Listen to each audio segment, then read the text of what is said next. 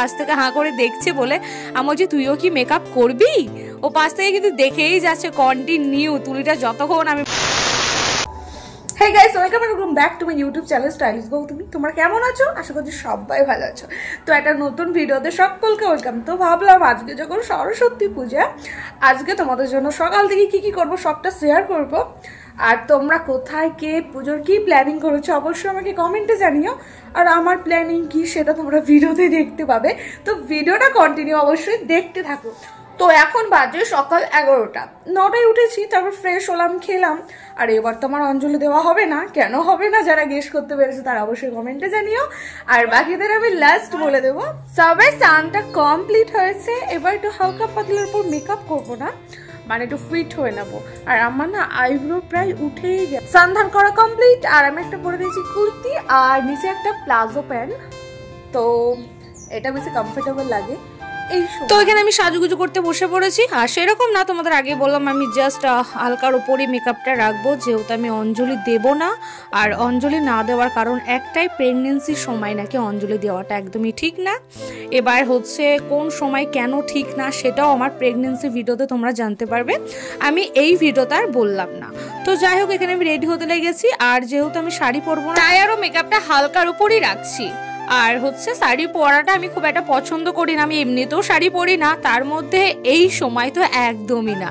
তো যাই হোক, আমি মেকআপ করতে করতে দেখলাম চলে এসছে আমার বেস্ট ফ্রেন্ড, আর তার ছেলে এসে পাশ থেকে হাঁ করে দেখছে বলে আমি বলছি তুইও কি মেকআপ করবি, ও পাশ থেকে কিন্তু দেখেই যাচ্ছে কন্টিনিউ তুলিটা যতক্ষণ আমি ব্রাশ করেই গেছি। তারপরে ঘরে গেলাম আমার মেকআপের জিনিস আনতে, এখনো যেগুলো বাকি ছিল। আমার এদিকে বান্ধবী এসে দেখছি ক্যামেরাটা অন করা আছে, তাই ওর ফেসটাও দেখিয়ে দিল। যাই হোক, আমরা ছোটবেলাকার একদম বান্ধবী বলতে পারো, একদম ছোট্ট থেকে। আর এই ছিল আমার তাড়াহুড়োই করছিল, আমাকে এসে থেকে বলে যাচ্ছে একটু তাড়াতাড়ি কর, কেননা ওর ছেলের আজকে হাতে খড়ি হবে।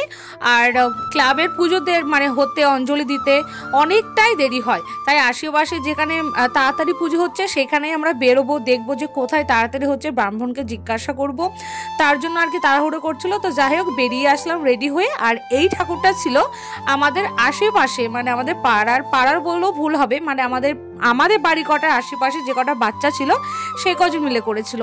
আর এটা ছিল আমাদের ক্লাবের মেন প্যান্ডেল, যেটা দারুণ লাগছে। রাতে অবশ্য আরও ভালো লাগবে লাইটিং এর জন্য। এটা ছিল দিনের বেলা আমরা গেছিলাম।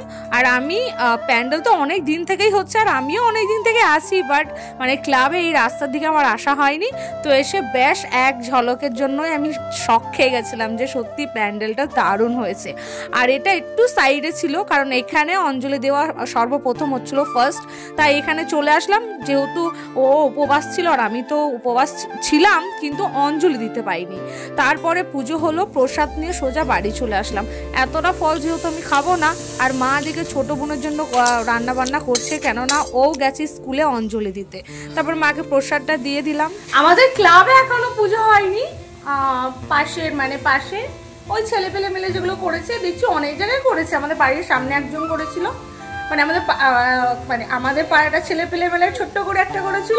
আর ওখানে দেখছি কিছু ব্যাচেলার ছেলে পেলে করেছে, তো ওখানে গেলাম। ওই যে আমার বান্ধবীর হাতে খড়ি হলো, ওখানে গিয়ে প্রসাদ খেয়ে সবে মাত্র বাড়ি আসলাম। বাড়িতে দেখলাম মা রান্না বান্না করছে, খুব খিদে পেয়েছে, এবার দুটো খেয়ে নেবো। সত্যি বলতে প্রচুর খিদে পেয়েছিল, আর এই সময় বিশেষ করে নাকি খিদে আরো বড্ড বেশি পাবে, কারণ আমার সাথে আর একজনও রয়েছে।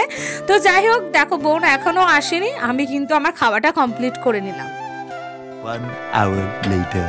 রাতের বেলা বেরিয়ে দেখি ওই যে বাচ্চাগুলো এত সুন্দর করে লাইটিং দিয়ে আবার ঠাকুরের দিকটা সাজিয়েছে, মানে চারিদিকটা এত সুন্দর লাগছে কি বলবো।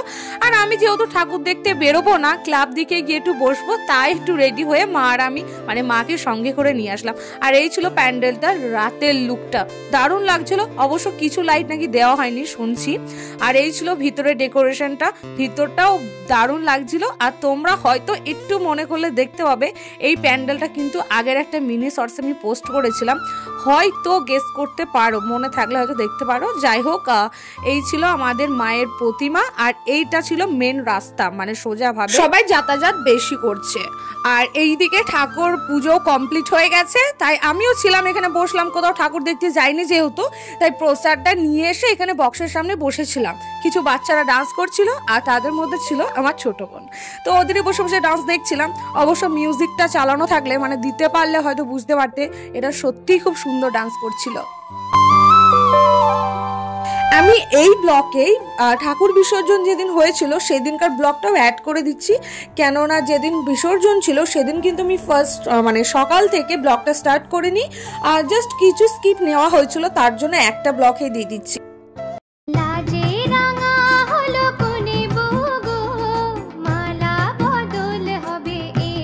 বিকেল 3টা থেকে ঠাকুর তোলা পাড়া শুরু করে এখন বক্স নিয়ে বেরিয়েছে, এখন বাজে মোটামুটি 9টা। যাই হোক, এই ডান্সগুলো কেমন লাগলো অবশ্যই কমেন্টে জানিও। তৃতীয় দিন কিন্তু আমাদের আশ্রমের পাশের বাগানে এখানে গানের আয়োজন করা হয়েছিল, মানে সরস্বতী পুজো মোটামুটি 3-4 দিন আমাদের এখানে লেগেই থাকে।